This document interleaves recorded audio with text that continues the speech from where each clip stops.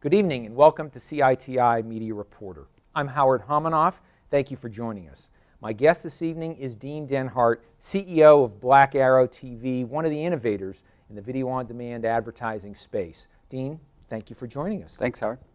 So let's start with BlackArrow, okay? You got TV in your name. Maybe it's a little bit of a clue, but give me a sense of where BlackArrow TV fits into that kind of the television ecosystem. Sure. Let's actually back it up a bit. Yep. And let's talk a little bit about the TV industry, and then I can kind of slide BlackArrow into that, because I think it's really interesting to see what's happening. We all know what's going on in the TV world, and we hear it over and over again about how the consumption of television is changing. First and foremost, I think it's important to understand the consumer's driving everything. Obviously, there's a subset that has to do with the technology piece, but the reality is the way in which the consumer is choosing to consume content these days is fundamentally different than it was even 3-5 years ago. That's a combination of a lot of different things: the social, the technology, the devices, etc. As they do that, everybody wants to consume their content where they want on whatever device. We all know that. That's a very given kind of premise, right? And so when they do that, everybody, of course, also wants the content as cheaply as possible. And everybody says, well, I want to be able to do this and pay as little as I can. At the same time, everybody likes good content. And we're at a very interesting age of really great content. The challenge the industry has, and the challenge everybody has that wants to play in this space, is how do you ensure that the industry can continue to make great content? And how do you ensure that the consumer can continue to be able to watch what they want, when they want, on whatever device they want? The only way you can do that is, in our opinion, is through advertising. And advertising still matters very much in this industry. And so what BlackArrow does is we help ensure that the consumer gets a very good experience watching the content they want on whatever device they want. But at the same time, we work with those that provide the content and distribute the content in such a way that they can still effectively make money with their content by putting in the right advertising and the right message on the right device at the right time. So what BlackArrow is all about is, both for on-demand and for the OTT kind of world as it relates to live television consumption, is how do you ensure the relevance of the ads against the content that's being played based on a myriad of different variables? And that's what we do, is we simplify that, and we provide that in such a way that the consumer gets a great experience, but at the same time the pay TV operators, the OTT providers, are able to make money. What do you think is the future of, clearly the advertising business, a critical part of the future of television? How about the subscription side of it? Are people going to, I guess what I'm asking is, does more and more pressure come to the advertising side because there's only so much you can wring out of the consumer in paying subscriber fees? Or you may not agree with that, but what are your thoughts on that? I think we do. I wouldn't call it pressure, though. I think what I would call it would be opportunity, is because what you have is the subscription is going to continue to get more and more pressure because you've got a lot of new entrants into the market that are more virtual compared to the classic pay TV operators, the satellite, cable, telco guys. And so subscription is going to have a ceiling, or it's going to keep moving up at an incremental basis. The opportunity really revolves around advertising. How do you take advantage of the fact that there's more and more information about what people watch and how they watch it and what kind of devices, and I can provide a relevant experience to that consumer? So if I'm into sports and I can provide sports-related advertising to that consumer, that's got a high value. And so if we can do that in a very conscious, measurable, repeatable way, that what you're seeing is you're going to be able to see a higher margin lift for those that provide the content, and at the same time the consumer's getting a better experience. So I really don't think it's a pressure, it's really more of an opportunity. And we see that opportunity as being massive, just massive. So, if you watch the World Cup, obviously you see the advertisers who have created spots that are, whether it's with a figure like Lionel Messi or whether it, in a location very much oriented around the cup. Other than the obvious of, well, we're going to make 30-second spots that look like they're just sort of related to that content, can you give me some other examples of how do you deliver something, and what is it that if I'm the consumer, what am I getting that makes it for the advertiser sort of a better link between the consumer, the content, and my product? Oh, sure. So think about this. So think about a 30-minute sitcom. A 30-minute sitcom typically has 22, 23 minutes of content and 6, 7 minutes of commercials. And on an average, that's a 30-second commercial. That's 14 commercials. So when you watch that on live television, which of course fewer and fewer people are doing, as we all know, in some cases as much as more than 80% of a top primetime show is being time shifted in some way, either through a DVR or through on demand. If you're able to take that 23 minutes and supplement it with half or a third or even a fourth of those commercials, and assume that as opposed to 14 30-second commercials, you're able to give them 5, I'm making this up, 5 10-second commercials. You're given, and those commercials are relevant to that consumer. They're a pet owner, they're a renter with a certain income that has a smartphone that owns a BMW. All that information that you can get through a lot of third-party sources, if you're able to provide that kind of relevance to the consumer as they consume that, the consumer's getting a fantastic experience, but at the same time, while you may have less ads, the value of every ad is much higher. And that's really what we're all about, is how do you ensure that the consumer gets a great experience, but at the same time, you ensure the consistency and the upside potential of the entire ecosystem, from the content provider to the distributor to the consumer. How do you keep that circle virtuous? Is what you're describing technologically, we joked before, so you don't need to go into any algorithms for me, but is that all technologically possible today, and it's a matter of the business catching up to the technology, or is there still a lot of technological work necessary to make that vision more of a reality? Oh, no, I think most people would generally agree that technology is there today. So, for example, with BlackArrow, we're actually in front of 32 million households in North America today and growing extensively into Europe right now.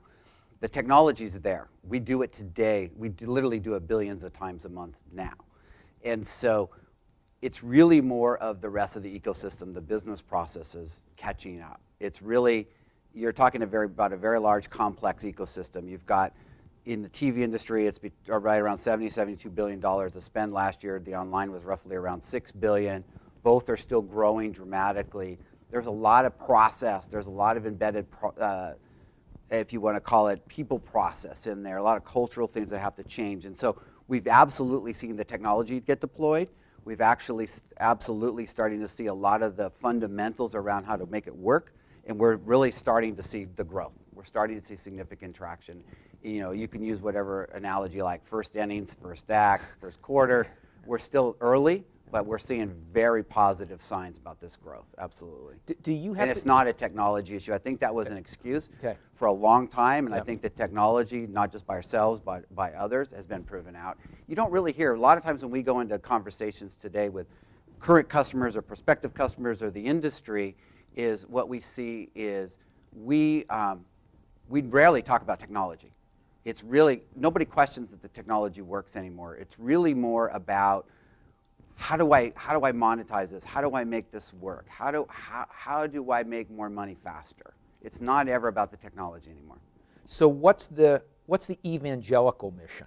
What you know, you got to get things to change. You guys get, in a sense, a lot more of what it will take to do it than maybe people that have been, you know, not as focused on this particular space as you've been. What's the challenge of getting the system and all of its various actors lined up to execute? So I think maybe said differently is, what's the tipping point? And so if you think about it, the consumer's already shifted. We know that, and nobody questions that on so many levels. There's been so much talked about that. And we're starting to see the economics start to shift. So the reality is most people most businesses run either on fear or greed. I think in this situation, you got both. There's a huge, tremendous opportunity to make a lot more money than has historically been made in this space. That's one. The second thing is, if those that don't take advantage of this are going to fail. And so those operators, those infrastructure players that aren't providing this ecosystem to be able to allow this to happen are going to be a second choice for those that have the content.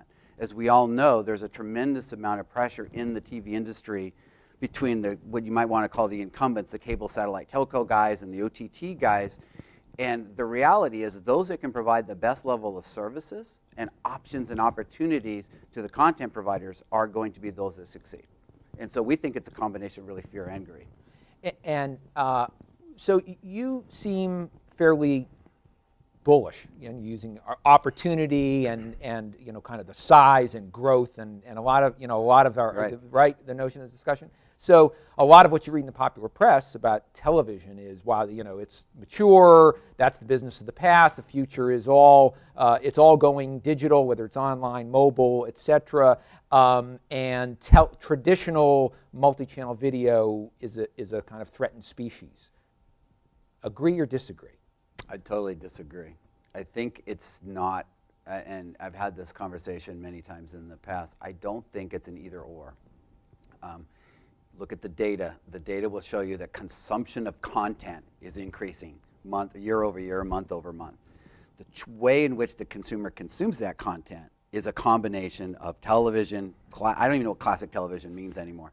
And so watching on a big screen on multiple devices, we have plenty of data that shows that those that watch Netflix, those that watch on demand, are also big consumers of live television. So for us, it's a combination of both the digital world and what you might want to typically call the traditional world combined together. You're really taking the best practices of the digital world and the best practices from the TV world, and you're marrying them together. And I think the concept of what's digital, what's traditional in a few years is going to be a really weird conversation, because it's not going to have any relevancy. And so I think that was a very common, cool thing to say. We got the digital guys, you got the traditional guys. It's blurred. I don't know what the difference is anymore. How about mobile? Does mobile fit seamlessly into that, or is that still a lag and a different set of challenges, especially mobile video, which is the video of the world you live in? Well, I mean, the consumption of, it would be hard to argue that the consumption of mobile continues to increase on mobile devices. But then again, a mobile device is a tablet or a smartphone or even a laptop. That could be on Wi-Fi, it could be on an LTE network, it could be a lot of different ways. And so I view mobile as just another way in which the content is delivered. And I don't know what mobile means, if it's over the Wi-Fi network, meaning IP, or if it's over LTE network. To me, it's really, there's a difference between how you distribute it and the device you consume it. For BlackArrow, we really don't care how it's distributed in terms of whether it's over the traditional TV network, it's over an IP network, it's over an LTE network. It's really, what is the device? What is the device that the consumer is watching it on? What is the piece of content? And what is it about that consumer that's different? And then how do you provide the relevancy to that consumer and that device in that specific situation? How it's delivered is secondary. And that's going to become, over a period of time, I watch a lot of stuff on my smartphone today on LTE. To me, I can't tell the difference if I'm on LTE or Wi-Fi. And so I don't think that's even, I think that's going to become a non-issue. It's just device. It's device and content at the end of the day, not mobile or fixed. I don't know what that means anymore. What about trying to get credit for this, the advertising and the new way of, you're delivering, you and your partners delivering an added value of spots that should be worth more, a greater value, a greater targeting, etc. What about the agency world, some of the media measurement issues which have really plagued digital, never mind kind of call it digital, digital and TV blended. Is that going to get sorted out anytime soon? Does it not necessarily have to be one big change to make that work? What's your sense of some of those? They're not I don't see them as technological either. I see them as sort of institutional issues about around measurement and currency. Mm-hmm. Well, measurement matters big time, for sure. And so at some You're kind of a two-part question. The first part is, yes, it will get solved anytime soon. Hard to know. I think it'll be an evolutionary process. But you really, what you think about it, you have the very traditional, classic linear consumption. I go home and appointment television at 8 o'clock. My favorite show's on. And I sit down in front of my favorite network or whatever, and I watch this show. And there's been a long-established process about how to measure that. Questionable for a lot of people on how that works, for sure. But then you have and then on the flip side, you have the digital side, where, forget video for a sec, where you had a lot of display and there was measurement, questionable, and a lot of issues come up. Now you've got this blending of the two. You've got much more on demand, you've got much more time shifted, you've got a lot more over the top, you've got a lot more on smartphones. So you've got this blurring of some questionable metrics on the digital side, and relative, I wouldn't say questionable, but people have challenged it. Yep. So you've got all the measurement firms, now we're trying to work together to solve this process across multiple different distribution platforms. Will it get solved? Of course. It has to, because you're talking about tens and tens of billions of dollars just in the United States. As that continues to shift, measurement matters, currency is key. And so the ability to be able to say the consumers watch this specific show this many times over this many period, this many number of days on these kinds of devices is fundamental to the success of the industry. So yes, it matters very much. I think it'll be an evolutionary process, and I think there'll be some ups and downs. We're participating in that. We work with a lot of those guys. But I think the reality is it's just going to take time because it is a complicated process. And speaking of complexity, you know, one of the areas that you have been very aggressive and successful in is international markets. You know, beyond the traditional or the video business, in media business in this country, been successful abroad. Talk a little bit about where and I know it's hard to say the international marketplace as one, there are many, but kind of what's going on, what sorts of trends, where is it, sort of a little bit of compare and contrast with what we see going on here. Sure. Look, the international market is a fascinating place to be, and we're really excited to be in it. But you have to break it down into multiple. There's no question that the United States in many ways is a step or two ahead as it relates to the advertising component. That would be naive to think that we're a step or two ahead in terms of how consumers consume content. But in terms of the advertising sophistication, I think we're probably a little bit ahead. I think they're closing fast. And we've had some good examples in a lot of other countries where we in many ways, they're much more sophisticated about what they're doing than what we're seeing in the United States. And so for us, we kind of look at it as what are the opportunities in Western Europe? We're seeing some really fascinating opportunities there that we're working with today. When you look at the consolidation that's going on in the industry, you know, the big guys gobbling each other up, that's not just a North American phenomenon. That's a global phenomenon. So what we are seeing in Western Europe is a really interesting opportunity for the company as we see that evolving, because everybody wants to solve this advertising problem. And more importantly, it's a data problem, or it's a data opportunity. So it's not just advertising, but they're sitting on an enormous amount of information, data about the consumption pattern. You look at South America is going through a transformation. You look at APAC, it's going through a transformation. So they're all moving forward, slightly different needs, slightly different pace, but it is very much a global phenomenon, very much. And for those that are thinking it's just a North American or just a US-centric, I think would be wrong. We're seeing opportunity everywhere. It's really exciting, and we're seeing the speed of the decision making faster than you would typically think you would see in this space, which is great.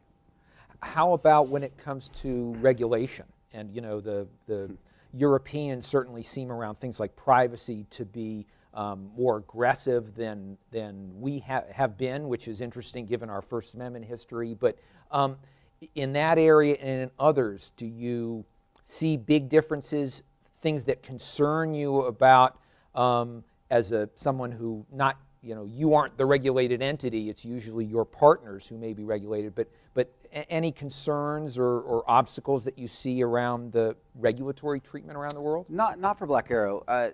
You know, for us, it's really important to know we don't touch.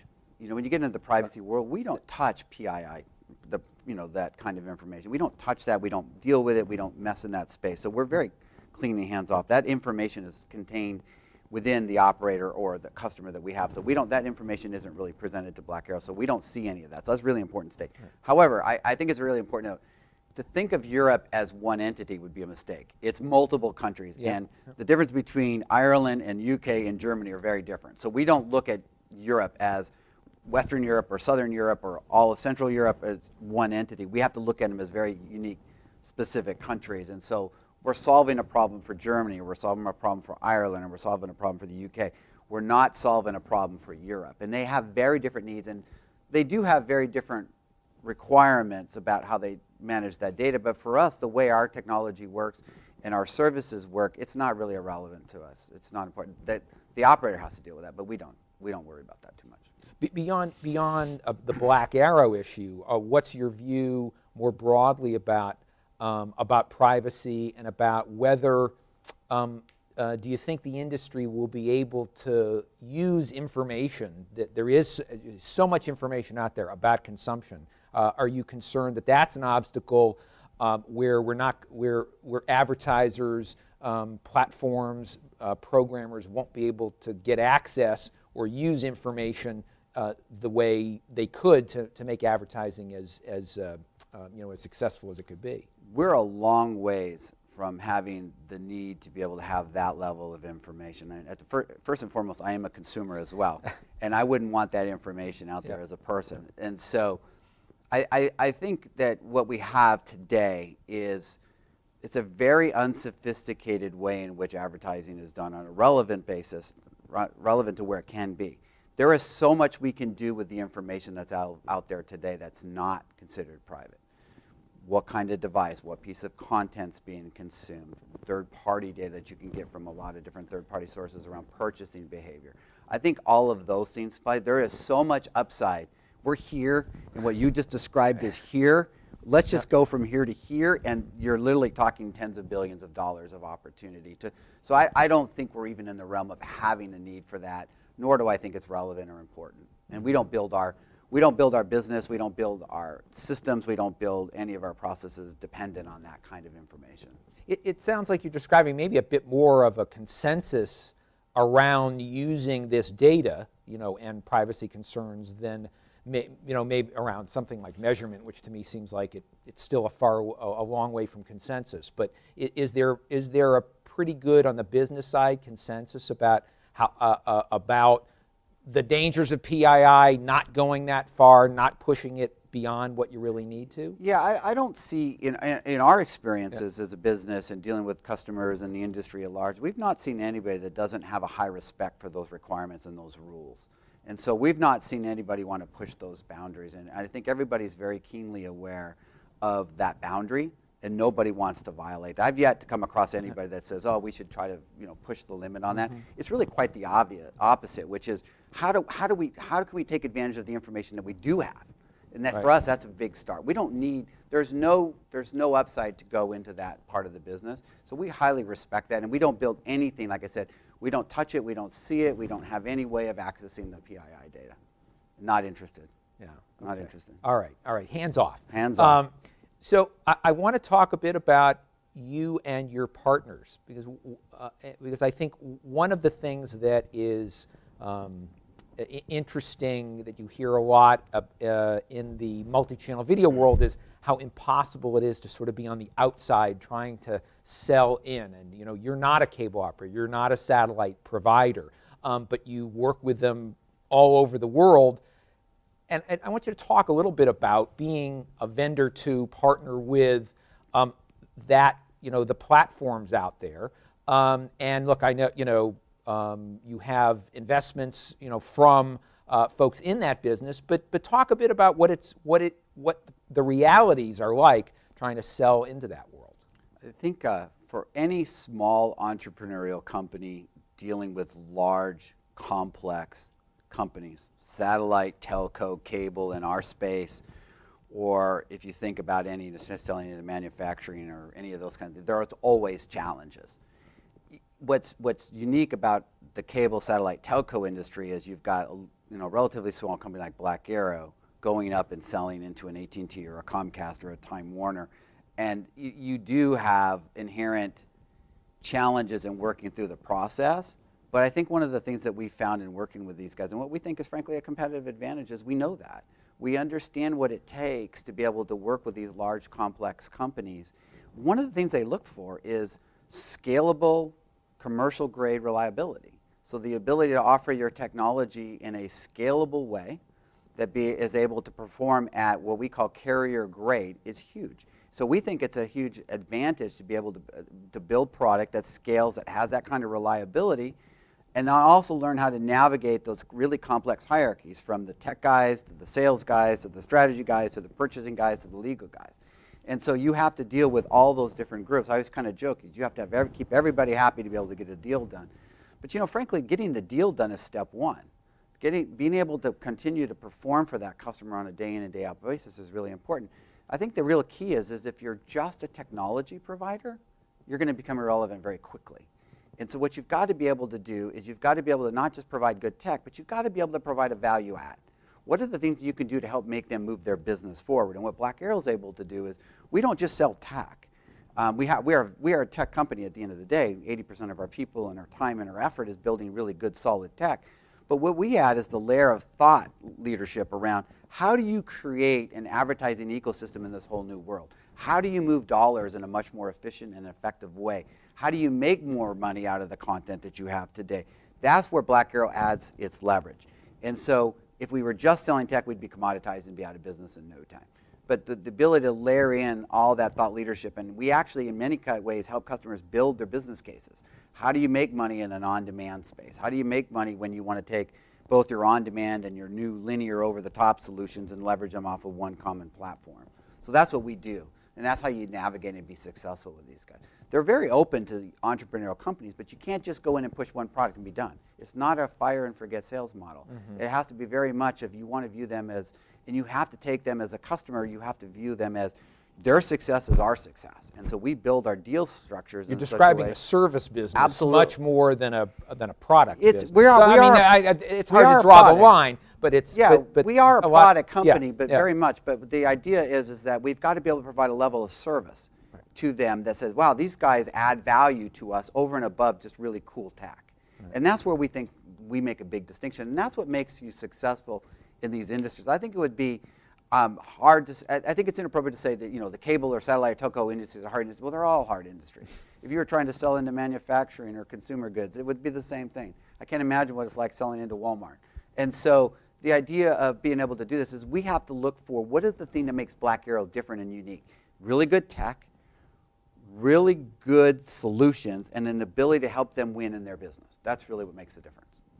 Well, how about if if I've spent my life in sales and television, or let's call it video, is what you're doing and the broader ecosystem you're a part of, are we going to make me, the sales guy, irrelevant? Is everything going towards a programmatic world where, look, it's just a matter of, it's not the technology, but it's the implementation of all of that, and a system that gets created, which really is, you know, we just sort of set it, and the data gets so good, our use of it so much more sophisticated that really that people part of it just isn't that important. It's a good question. I wish I had a crystal ball. The two things. One is, as I said earlier, one of the things that's occurring is there are some very unique things that the digital world does very well.